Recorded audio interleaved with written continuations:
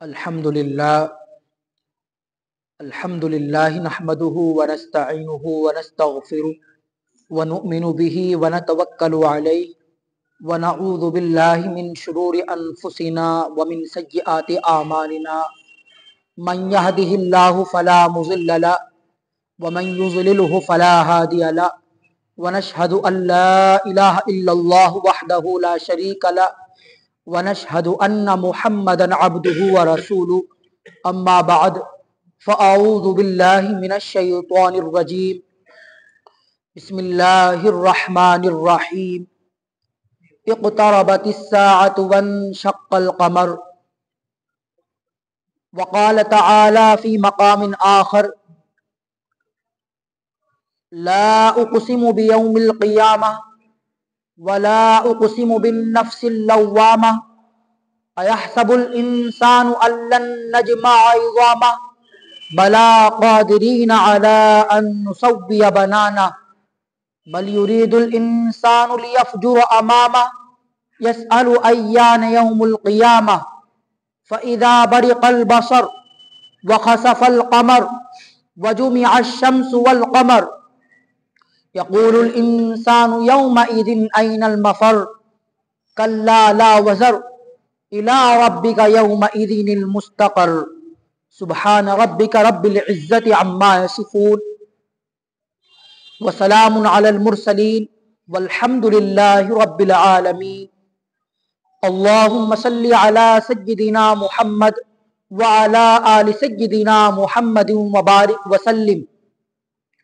اللہم صلی علی سیدنا محمد وعلی آل سیدنا محمد وبارک وسلم اللہم صلی علی سیدنا محمد وعلی آل سیدنا محمد وبارک وسلم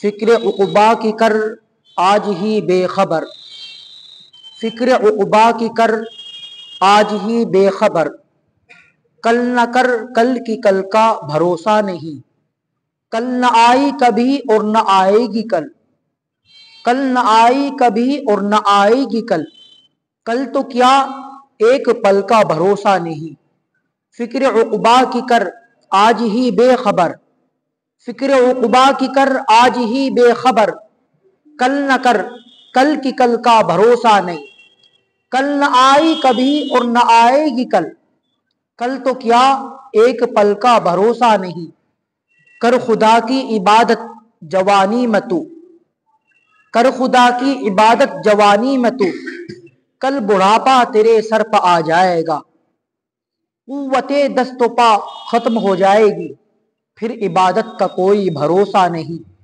فکر عقبا کی کر آج ہی بے خبر، کل نہ کر کل کی کل کا بھروسہ نہیں، کل نہ آئی کبھی اور نہ آئے گی کل، کل تو کیا ایک پل کا بھروسہ نہیں۔ روح شداد کی جب نکالی گئی، روح شداد کی جب نکالی گئی، سیر باغ ارم کی نہ اس کو ملی، ہاتھ ملتا گیا اور کہتا گیا، ہاتھ ملتا گیا اور کہتا گیا ایسی جنت کا کوئی بھروسہ نہیں، فکر عقبا کی کر آج ہی بے خبر، کل نہ کر کل کی کل کا بھروسہ نہیں، کل نہ آئی کبھی اور نہ آئے گی کل، کل تو کیا ایک پل کا بھروسہ نہیں۔ ناز کتنا تھا دولت پہ اپنی قارون کو، ناز کتنا تھا دولت پہ اپنی قارون کو، بھول بیٹھا جو دین اور ایمان کو، مل گئی خاک میں اس کی دولت سبھی، مل گئی خاک میں اس کی دولت سبھی، ایسی دولت کا کوئی بھروسہ نہیں، فکر عقبا کی کر آج ہی بے خبر، کل نہ کر کل کی کل کا بھروسہ نہیں، کل نہ آئی کبھی اور نہ آئے گی کل، کل تو کیا ایک پل کا بھروسہ نہیں۔ فرش مخمل پہ او سونے والو قبر میں جا کے سونا پڑے گا، فرش مخمل پہ او سونے والو قبر میں جا کے سونا پڑے گا، اپنے اعمال کا جائزہ لو ابھی بھی وقت ہے، اپنے اعمال کا جائزہ لو ورنہ محشر میں رونا پڑے گا۔ چار یاروں کے کندھوں پہ چڑھ کر گھر سے نکلے گی بارات تیری، 4 یاروں کے کندھوں پر چڑھ کر گھر سے نکلے گی بارات تیری، پہن کر ایک جوڑا کفن کا، بس جنازے پر سونا پڑے گا۔ فرش مخمل پہ او سونے والو، قبر میں جا کے سونا پڑے گا۔ اپنے اعمال کا جائزہ لو، ورنہ محشر میں رونا پڑے گا۔ معزز حاضرین، اللہ رب العزت کا ہم پر بڑا فضل اور احسان ہے کہ اس ذات نے ہمیں اپنے پاک گھر کے اندر بیٹھنے کی توفیق نصیب فرمائی۔ حدیث شریف کے اندر آتا ہے کہ جس کو اللہ توفیق نہیں دیتے، فرشتے اس کو دروازے پر آنے کے بعد بھی سحقن دھکے دے دیتے ہیں، یہ قدم اٹھتے نہیں، اٹھائے جاتے ہیں۔ اللہ جس کو توفیق دیتے ہیں وہ دین کی بات سنتا ہے، اللہ جس کو توفیق نہیں دیتے وہ بندہ محروم رہتا ہے۔ دعا ہے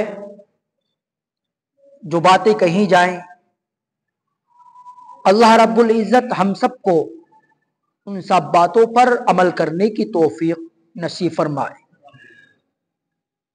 کافی ہفتوں سے قیامت کی نشانیوں کا ذکر چل رہا تھا۔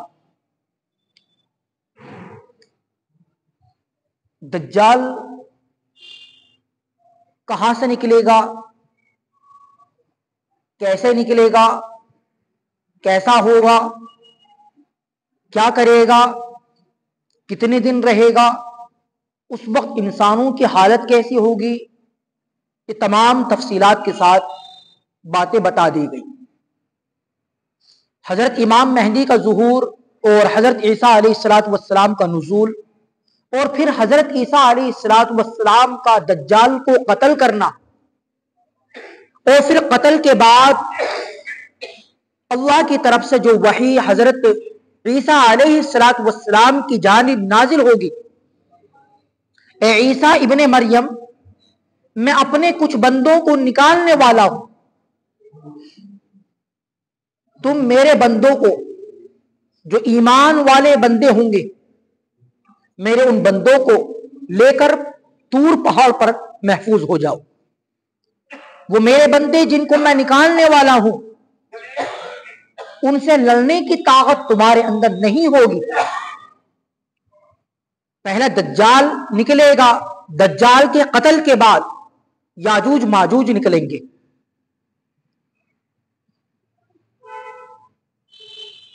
حضرت حذیفہ رضی اللہ تعالی عنہ سے روایت ہے کہ اللہ کے نبی صلی اللہ علیہ وسلم نے ارشاد فرمایا، اے حذیفہ، قیامت اس وقت تک قائم نہیں ہوگی جب تک کہ تم 10 نشانیوں کو نہ دیکھ لو، یعنی جب تک کہ قیامت سے پہلے وہ 10 نشانیاں جو اللہ کے رسول صلی اللہ علیہ وسلم نے ارشاد فرمائی، جب تک وہ نشانیاں ظاہر نہ ہو جائے اس وقت تک قیامت قائم نہیں ہوگی۔ اور وہ قیامت کی جو 10 نشانیاں اللہ کے رسول صلی اللہ علیہ وسلم نے ارشاد فرمائی، وہ بڑی نشانیاں، جن میں سے پہلی نشانی آپ علیہ السلام فرماتے ہیں کہ دجال جب تک نہ نکلے اس وقت تک قیامت قائم نہیں ہوگی۔ پہلی نشانی دجال۔ دوسری نشانی حضرت عیسیٰ علیہ السلام کا آسمانوں سے نزول ہونا۔ تیسری نشانی یاجوج ماجوج کا نکلنا۔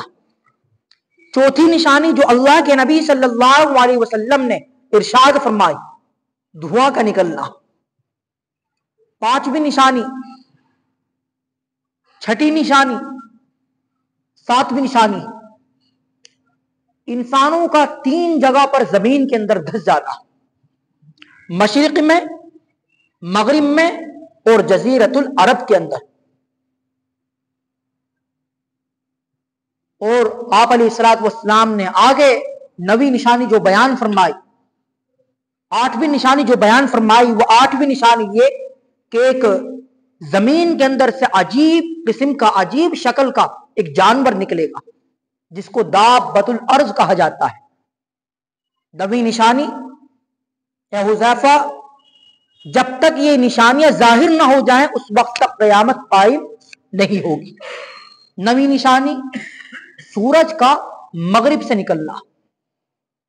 आज सूरज मशरिक से निकलता है, लेकिन एक क़यामत की बहुत बड़ी निशानी कि सूरज मगरिब से निकलेगा। 10वीं निशानी, यमन से एक आग निकलेगी जो लोगों को मैदान महशर की जानिब खींच कर ले जाएगी।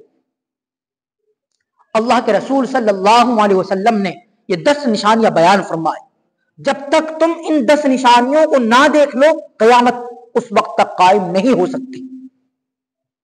दज्जाल का निकलना, याजूज बाजूज का निकलना, हजरत ईसा अलैहिस्सलातु वस्सलाम का आसमानों से नाजिल होना, ये बातें तमाम तर तफसीलात के साथ जिक्र कर दी गई। चौथी निशानी जो अल्लाह के रसूल सल्लल्लाहु अलैहि वसल्लम ने बयान फरमाया कि क़यामत उस वक्त तक कायम नहीं होगी जब तक के धुआं ना निकल आए। ये धुआं इतना होगा कि ये मशरिक और मगरिब तक के तमाम खला को भर देगा और ये धुआं 40 दिन तक रहेगा। हर इंसान को तकलीफ होगी, चाहे वो मोमिन बंदा हो, काफिर बंदा हो। बस फर्क इतना है कि ईमान वालों को इस धुएं से जुकाम की तरह तकलीफ महसूस होगी और काफिर लोग बेहोश हो जाएंगे। ये धुआं 40 दिन तक रहेगा। अगली निशानी जिसको अल्लाह के नबी सल्लल्लाहु अलैहि वसल्लम ने इरशाद फरमाया, दाब्बतुल अर्ज, जिसका तज़किरा कुरान करीम के अंदर अल्लाह ने बयान फरमाया, व इज़ा वक़अल क़ौलु अलैहिम अख़रजना लहुम दाब्बतम मिनल अर्ज़ि तुकल्लिमुहुम, कि हम जमीन के अंदर से एक चौपाए को निकालेंगे जो लोगों से बातचीत करेगा। हजरत शाह रफ़ीउद्दीन साहब रहमतुल्लाहि अलैह आप लिखते हैं कि जिस दिन सूरज मगरिब से तुलू होगा उससे दूसरे दिन जलजले से सफा पहाड़ फटेगा, उसके अंदर से एक अजीब शक्ल का जानवर निकलेगा जिसको दाब्बतुल अर्ज कहते हैं। हजरत शाह साहब लिखते हैं कि उसके हाथ बंदर जैसे होंगे, उसकी शक्ल इंसानों की शक्ल जैसी होगी, उसके खुर हिरन के खुर की तरह होंगे, उसकी दुम गाय की दुम की तरह होगी और उसके सींग 12 सींगों की तरह उसके सींग होंगे। हजरत शाह साहब लिखते हैं कि एक हाथ के अंदर हजरत मूसा अलैहिस्सलातु वस्सलाम का असा होगा और दूसरे हाथ के अंदर हजरत सुलेमान अलैहिस्सलाम की अंगूठी होगी। पूरी जमीन पर फिरेगा और कोई इंसान उससे नहीं बच सकेगा।